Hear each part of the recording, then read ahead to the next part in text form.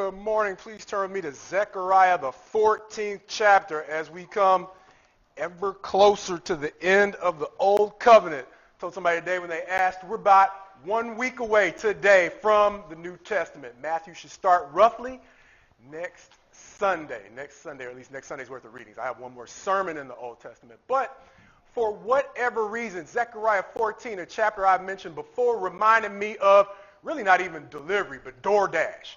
Because if you got a product that's branded well enough, the whole industry sometimes takes on that name. And for me, I didn't want to use DoorDash because I don't know them like that.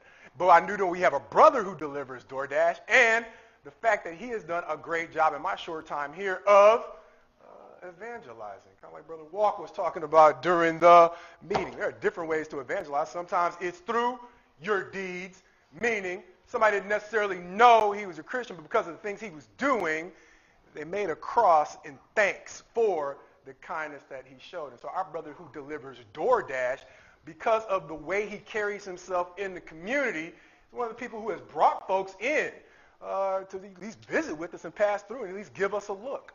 And so for that reason, DoorDash came to mind when I was looking at Zechariah 14.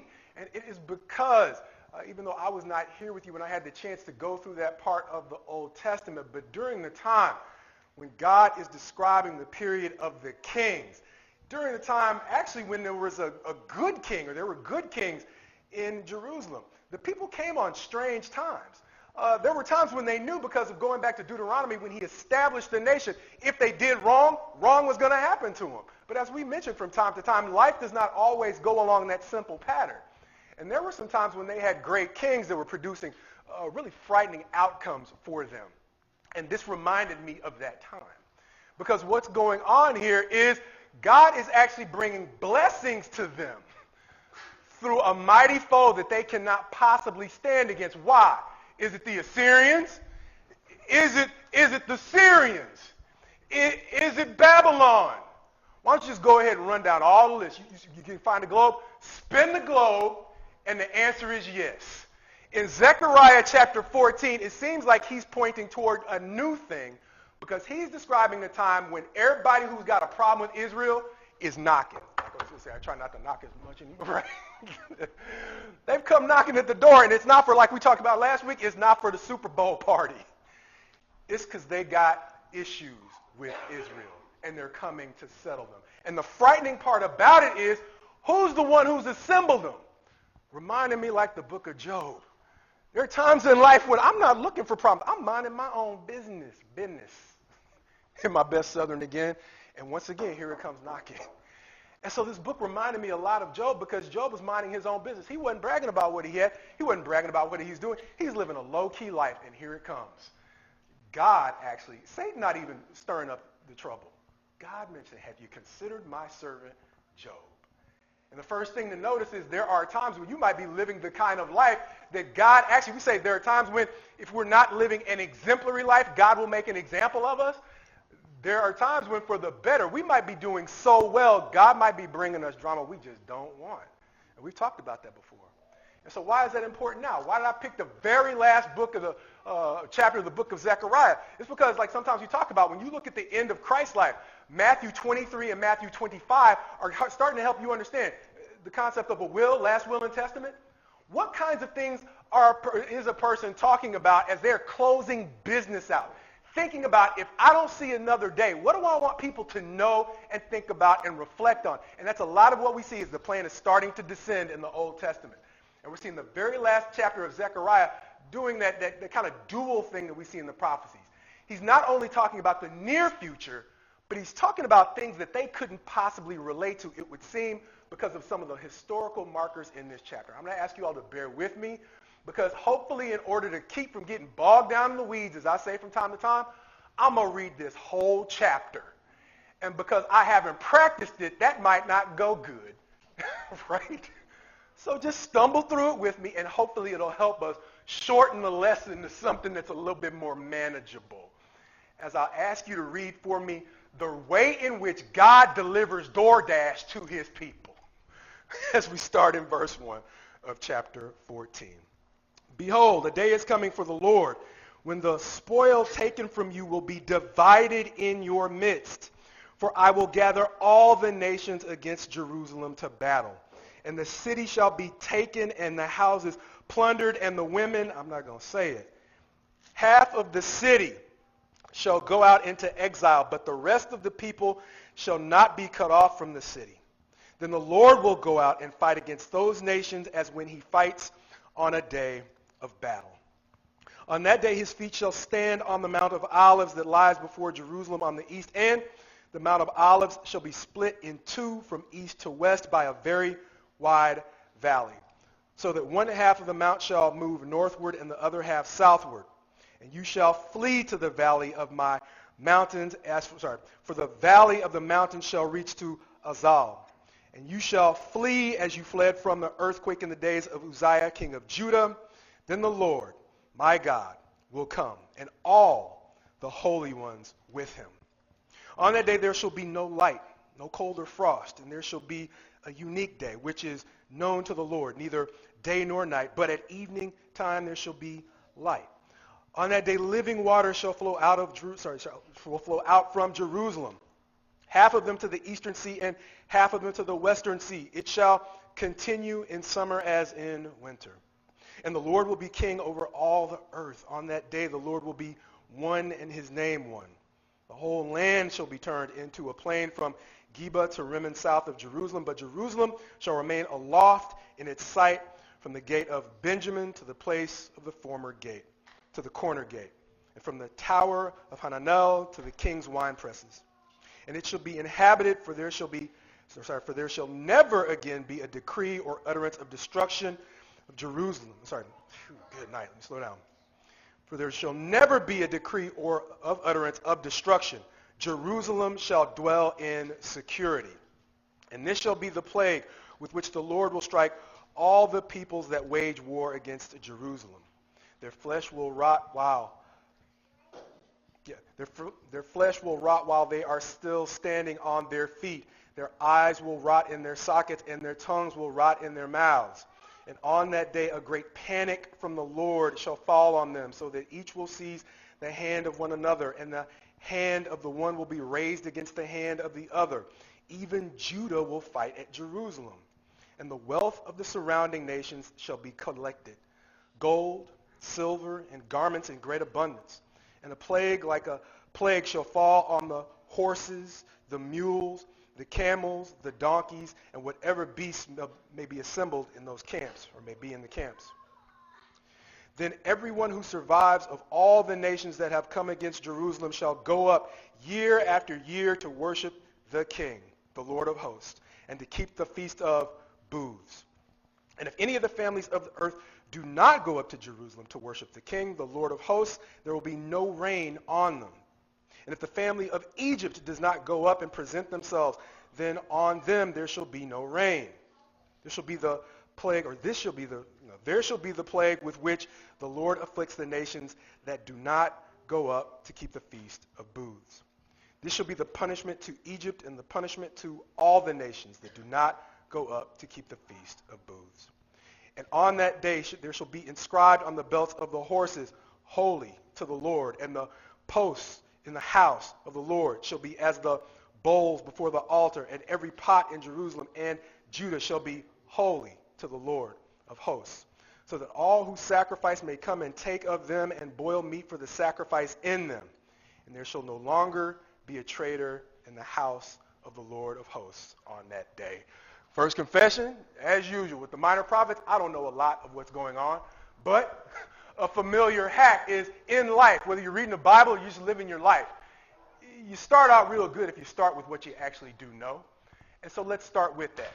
And starting with what you know, you do a whole lot better, maybe, in my experience, if you confess the degree to which you're guessing.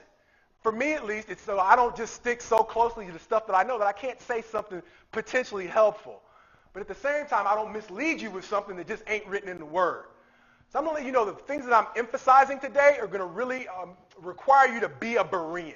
Because I'm going to let you know that I'm stepping off into my experience and some of the things that I have seen in the lives of others that just stand out to me from this chapter. But I'm going to let you know, if no other week, these ain't necessarily gospel truth. But I'm just going to try to help all of us use this passage to get us a little bit more deliberately along our personal walks with God, right? And with that, the first thing I noticed was in verse 1. As we talked about it already, God is the one. First of all, this is how he's delivering the DoorDash. He's bringing the spoil, right? And so to me, that's where the delivery came in. And so as he's delivering, normal delivery, they bring it. You don't necessarily know him. Or maybe if Josh shows up, hey, Josh, how you doing? Love you, brother. Thanks for the DoorDash. You tip him and you keep it moving. However, DoorDash is not going to fix the party. And so last week, as we were talking about the whole concept of a Super Bowl party, a lot of what we're reading in this chapter describes the way in which God is bringing DoorDash through adversity. So when I see Josh or whoever bringing the delivery, I don't expect them to bring a whole lot of trouble with it. They don't come with the whole horde of folks, but that's exactly what God is coming with here.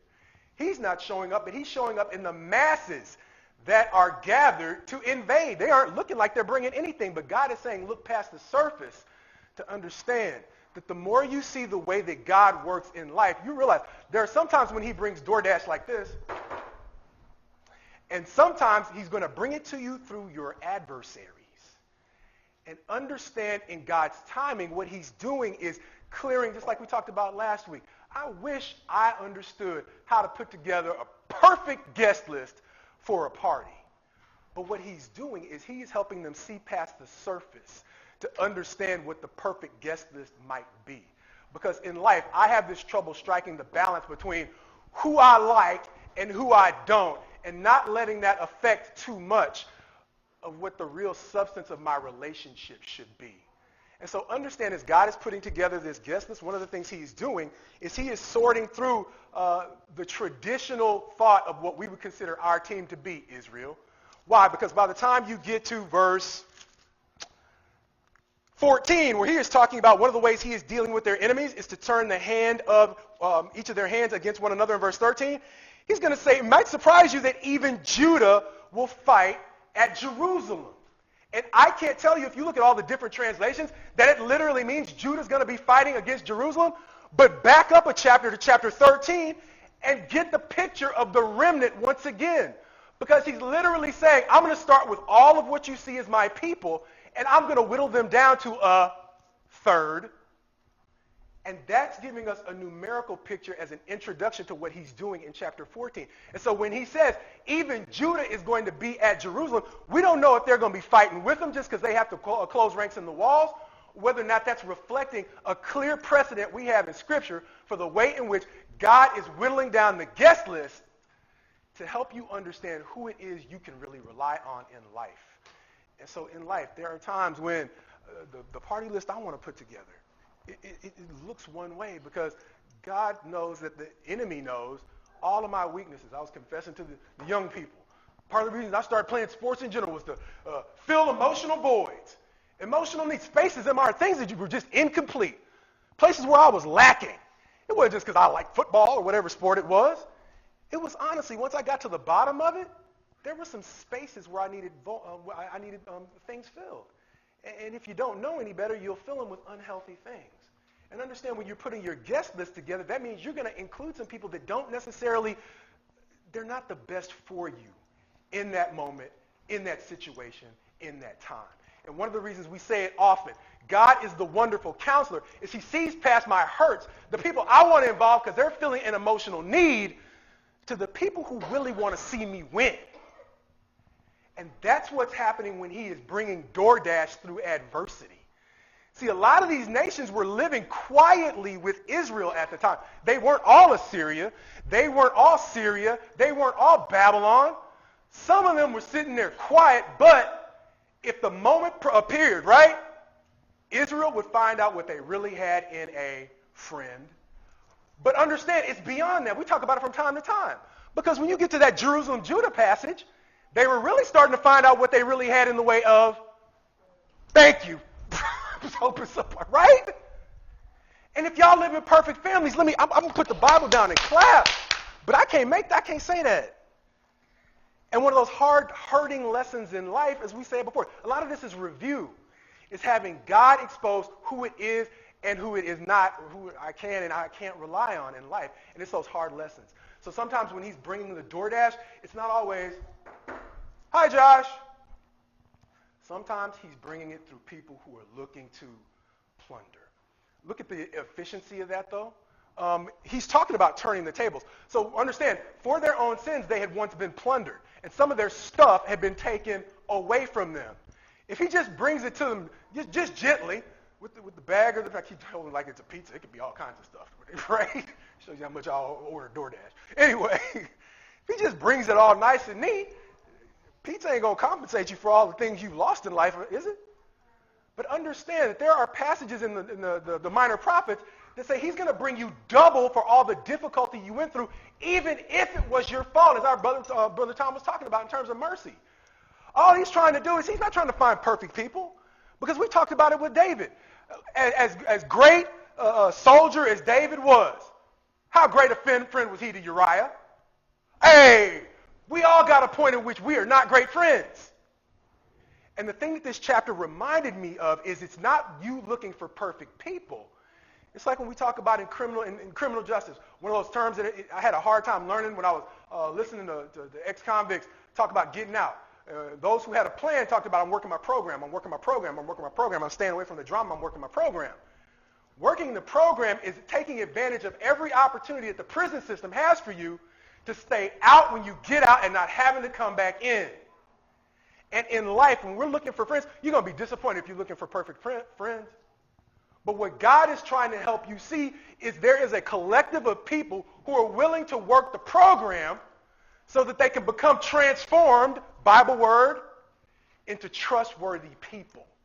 And that's what he's trying to get on the guest list. See, too often I see in life good guys and bad guys, right? But I had trouble seeing through to the people who are allowing God to let them work the program. And that's what he helps us understand when you turn to the end of the chapter and you see, as we get to the very end, what he has folks assembled. Then he says in verse 16, then everyone who survives of all the nations. That's that all nations thing again. That's pointing forward to the Revelation again. He's talking about every tribe, every tongue. These are people who are willing to submit to the process from everywhere. And the problem is, it goes to just clicked on this yesterday. What I thought of was a small battle, famous battle, but a small battle. I just clicked on it and started watching it. I got kind of emotionally involved in it. And what happened was these were one of those documentaries where they talk to people years later when wounds have healed a little bit, and people have gotten over the friends that they have lost. They talk to people from both sides of the battle about what it was like then and what it was like overcoming. And you got to see from one position a group of people who were heavy in numbers, but they didn't have a lot of equipment. And so they were used to getting beat down, but they had gotten beaten down to the point where this one soldier who had survived after they lost a lot of people is basically said, we were there to either die or win. That was it. There was no other option. And on this other side, there was an army that was a little bit better, a lot better equipped, and they went in. But one of the things that soldier said is we could tell in the battle that not all of their soldiers had been here before. And so as it got difficult, and one of the soldiers from the more equipped side said, this is me rephrasing, I don't know the phrasing he used, he said, we were used to being the hammer, not the nail. And so when we were put in the position of the nail, things changed. And it was odd seeing one of the other soldiers say we could see it and watching him confess it and then weaving it together in this story in a manner that let you see that life. We talked about it in the young adults class this morning. And we've talked about it from time to time leading up to Zechariah. God bless us when we have friends who put us in that position to help us understand that we are not always going to be able to be the hammer.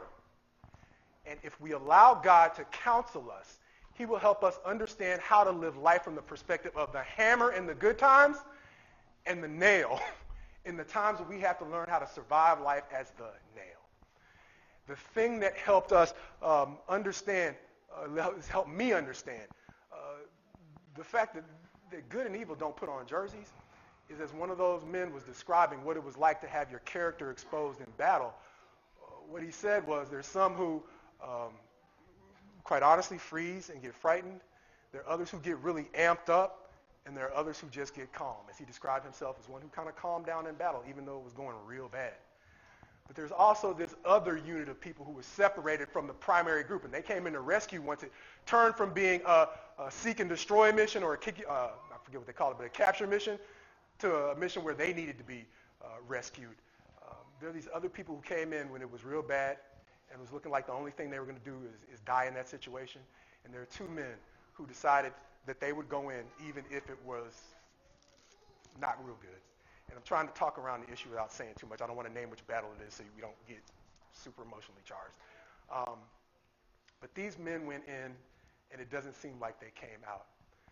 And what I began to realize as I listened to these soldiers on both sides of this battle talk was ultimately the courage on this side of the battle was in some ways the exact same as the courage that was exposed on this side of the battle. And the more these men talked, the more they started to sound the same. Meaning there were things in their character that had to be exposed by fire. And that is literally what the Bible is talking about in these latter chapters of Zechariah. There are some things in life that will not be exposed in me until I'm actually exposed to difficult situations. So we can all put on the same jersey. We can all get on the same team. It's not till I have to actually start ducking and showing courage that you're going to know who I am. And likewise, you might find in that situation that there are some people on the other side of the whatever the divide is that you have a whole lot of respect for. Because in that situation, when you can see how people respond, you're seeing the same kind of courage that life, God, something has put in you on that side, as you see in your own. I will use a more recent example of a tragic video from the war in the Ukraine, where a former U.S. soldier broke it down. And he talked about this was a difficult moment where the equipment breaks down, and these are just two men in hand-to-hand combat filmed in a GoPro, filmed on a GoPro. And he talked about the way in which only one person can walk away from it. But after they finished fighting, the man who killed his adversary, he's like, the reality of war is it's not only the horror of it, but it's the mutual respect that can come when you realize that you're killing another human being. And you realize that that person you might have just killed is somebody to kick dirt on.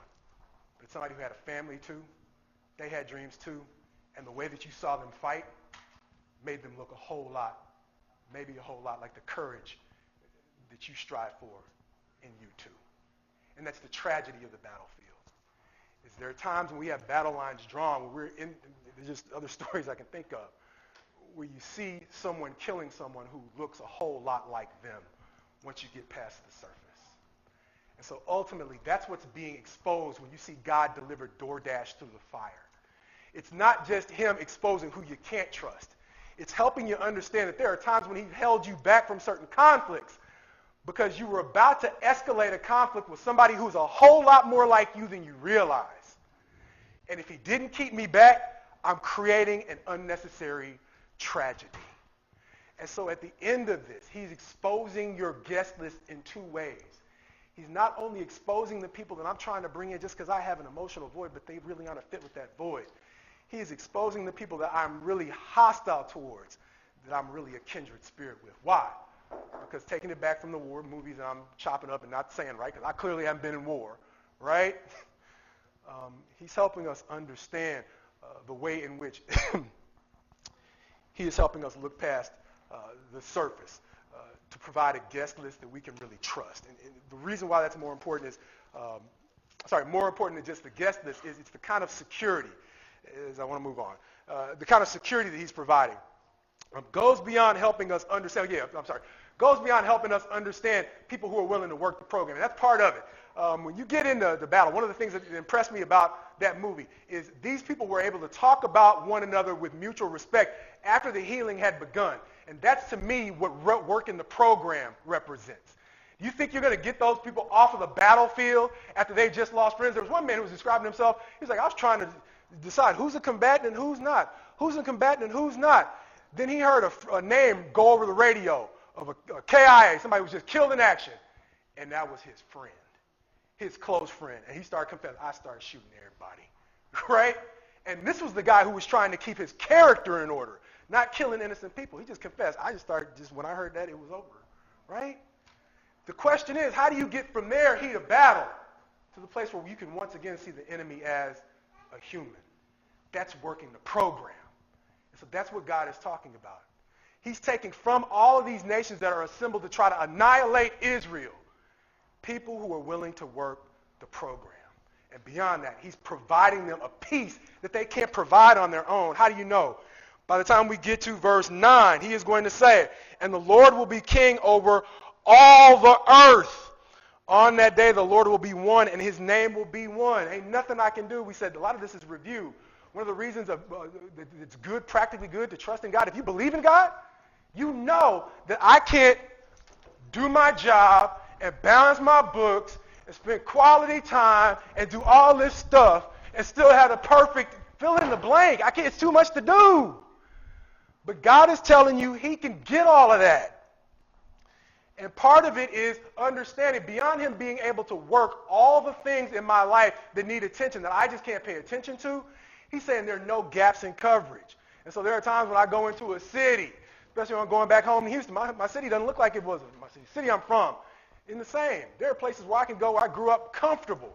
But there are certain places where I'm looking over my shoulder a little bit more. I grew up in the hood, right? That's just part of it. Same thing here in Lewiston. Y'all might not have as many parts of town like that, but y'all got them. Yeah, let's just come on now, right? Likewise, the world. He's talking about there's a coverage area where you ain't got to, Eric can just relax, right? He ain't got to police the internet there. We ain't got to police the streets the same way, right? Because the coverage area, there's no gaps in it. We talk about, think about it from your phone's perspective. All things being equal, if you had a phone, great price, might be even a little bit more. You knew you could drive all over the world with no drops in coverage. That's just your phone. That's the safety he's talking about providing. As he goes on beyond the coverage area to say, what else is there? Verse 11, and it shall be inhabited, for there shall never again be a decree of utterance of destruction. Jerusalem shall dwell in security. Understand, it's past the time when I have to worry about, God willing, falling out of fellowship with God. Because as much as the mercy is, heard my brother say behind me, in terms of, I forgot, but it was good wisdom, in terms of God's mercy. Oh yeah, part I always forget. God's mercy comes with responsibilities. I just say it like that. God's mercy comes with responsibility. Go and sin no more. That's right. After. And so that's the beauty of the lesson, is the woman who's caught in the act of adultery gets an unprecedented act of mercy. Love Jesus' judgment, because even though his fairness convicts me sometimes he sees through those situations where I'm just night. Take it away from me. You're just the one who everybody's focusing on at the time, even though the issue is much larger than that. And that's the beauty of that story, is God saw the entire issue, but he saw beyond the issue that she was in an unjust situation. She also had some injustice she needed to get out of her too, right? And so that's the beauty of God's law. It's balanced. But at the same time, when he was talking about that whole concept of, sorry, I lost my place on a tangent. I don't remember where I was. Anyway, bottom line is understanding responsibility helps me understand. That's right. If it's going to be a secure place, it's once again, it's a review. It's that whole concept of if I am in a place where I'm completely safe, where my door is unlocked, I don't need any security on my internet. I don't need. If I'm in a place where I can trust everybody, I got to be completely trustworthy. Out. And that's me working the program. And so I read these things about heaven and mercy and all the things I want to get. But our brothers who are in business understand you don't stay in business very long if all you're doing is working with people who just get. And they ain't nothing coming back. And so working the program is making sure that I fit in a place, as we say before, this is review. I fit in a place of perfect peace. And see, here's the thing. I only understand life from my perspective. So there's some of these rules that God is giving us. I look at them as rules. Don't do this, don't do that. They're really counsel. They're like one of the other things our brother did when we talk about expanding our guest list to understand not only who we are, but who we should welcome in. Brother invited me to come spend some time with the young people, the high school young people. And I was like, man, that's a great opportunity for an old man to look real awkward.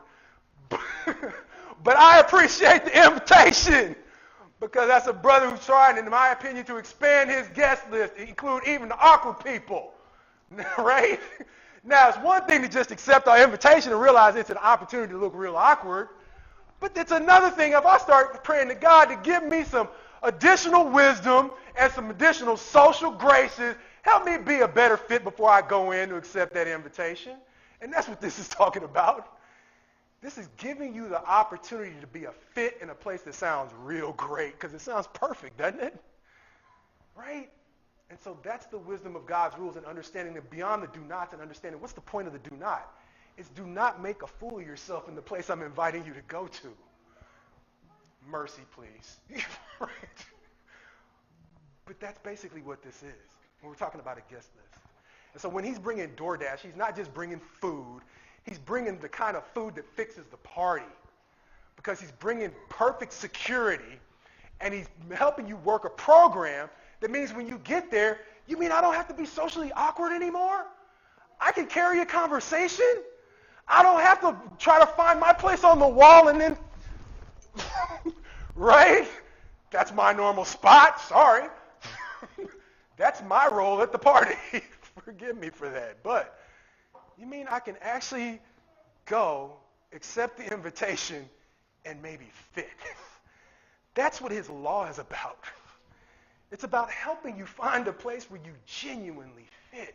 In a place where we talked about it before, where you're finally, genuinely, not having to try to relax.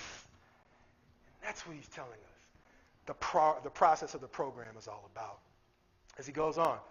Flip side is in verses 13 and 14, where he's going to talk about the things that are going to happen to the adversary.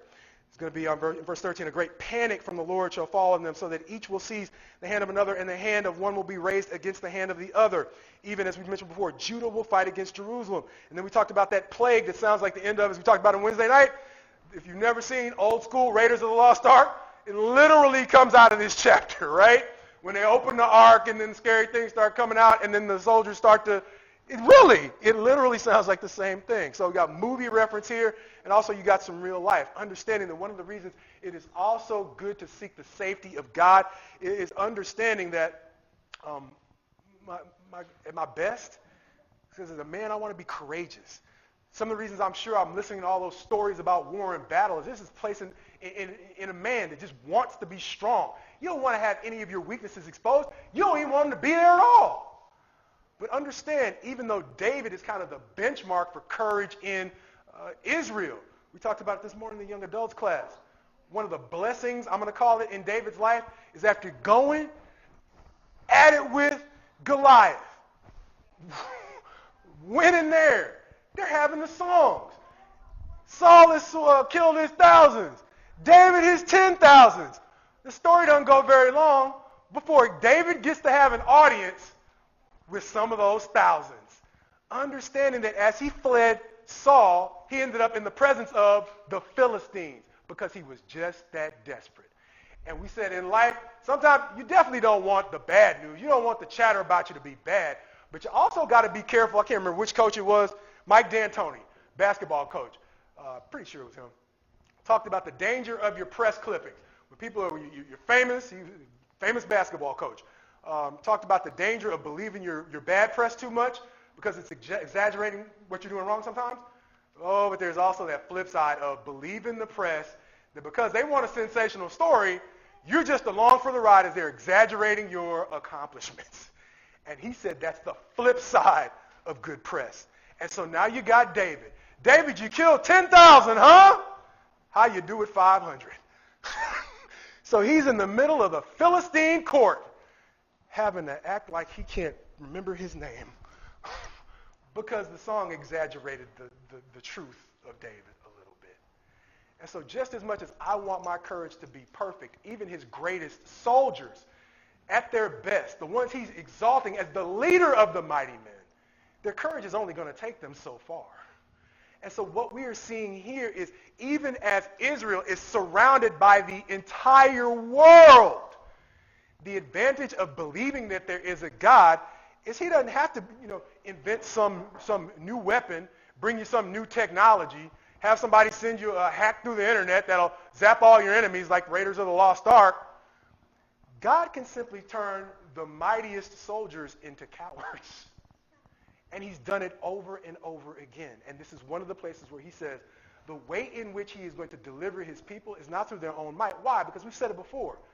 God is not saving us from our problems so that we can become the problem. And what happened in the history of Israel was every time or many times when he delivered them from the nations that were surrounding them, he found out, just like we said on the fields of battle, how similar they were to their own enemies. And so now you're seeing at the end of the Old Testament, the way in which God is saving his people is in a way that reminds them that no matter how courageous or perfect they can be in battle, there's still some situations that are much larger and more frightening and seriously more menacing than any power they can ever muster. Why? Because once again, he's whittling them down to that third from chapter 13 who are willing to work their program.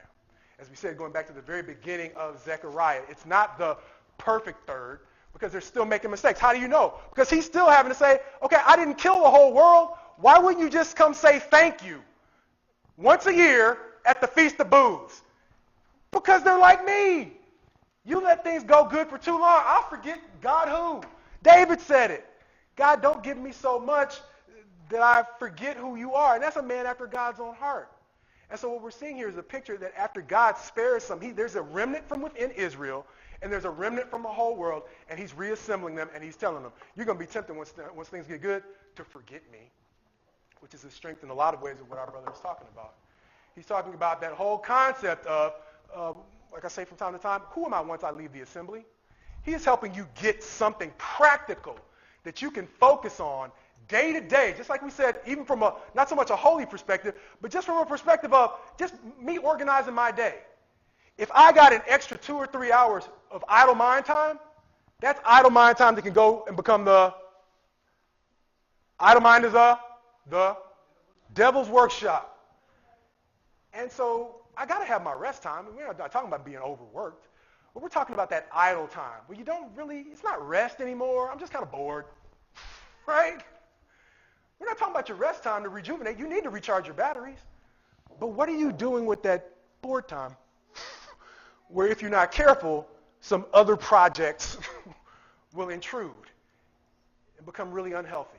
And here's the practical thing. It's not just the project. We said, is it a project that God is blessing? The idle time becomes the kind of thing that makes me completely unfit for the peace that God is preparing. And so what this brother is doing is giving you an opportunity to spend your time in practical ways that keep you from straying back away from what God is trying to guide you into, and that's being a fit with what he is preparing. Understanding that it's still not a perfect place. The whole thing with the whole DoorDash thing is, I get embarrassed when I, don't have enough for a tip sometimes, but sometimes just life takes you there. Now that you got the apps, it's not as much of a thing anymore, right? But that's part of it. You don't have to tip. It's your prerogative. You definitely don't have to tip if the service isn't good. But I'm guessing that the service is pretty good here in chapter 14 because it involves me still getting to breathe. Right? When he's clearing the land of everybody who is not a fit at the party. And when I say the land, I mean the entire earth. And so just like when you get your DoorDash, the question is, I could give my the person who's bringing me DoorDash, I give him a tip and be real rude to him. Doesn't that kind of undermine the tip, though?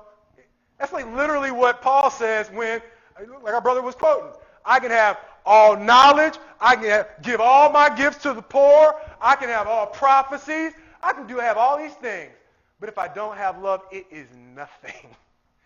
And so if I'm tipping my DoorDash person, but I'm treating them real bad, what's the point? What's the point? And so ultimately with God, once again, you can't impress God with nothing. You can attract his love by showing love to other people.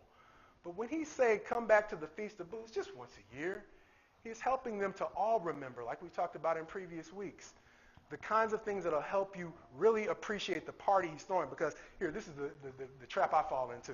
One of my favorite episodes of The Office was late toward the end when I forget his name, David Wallace had a party at his house. He invited all the odd people from Dunder Mifflin, Scranton, to the party. And of course, Dwight Schrute, folks are looking at me like I kind of know what you're talking about, but anyway, Dwight Schrute, he was notorious for just being Dwight.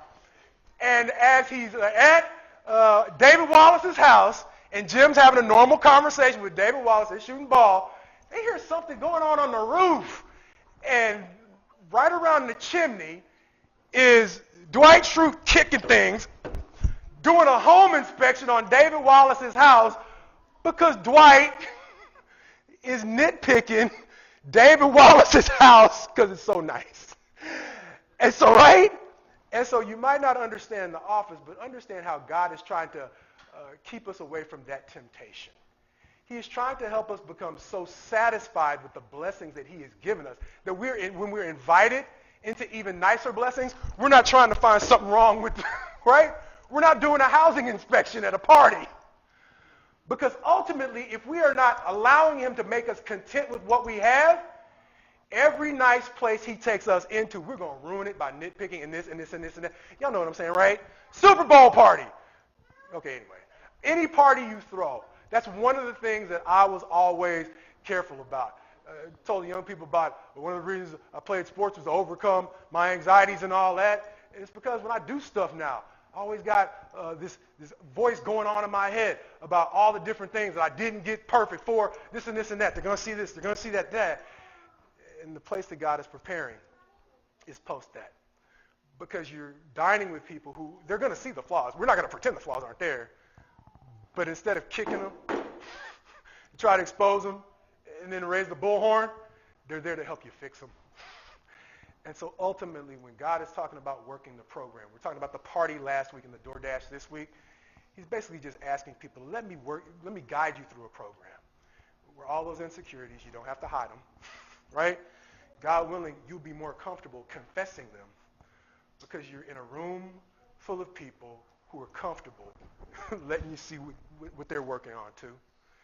And so when they see what's missing in you, God willing, it's for, got hospitals both sides of the river, right? Got hospitals on one side of the river? No. Lewiston, Clarkston, hospitals, clinics, all over. It's because the church is fulfilling that role that is so missing in this society. Where a lot of times people are scared to show who they are because it becomes a target.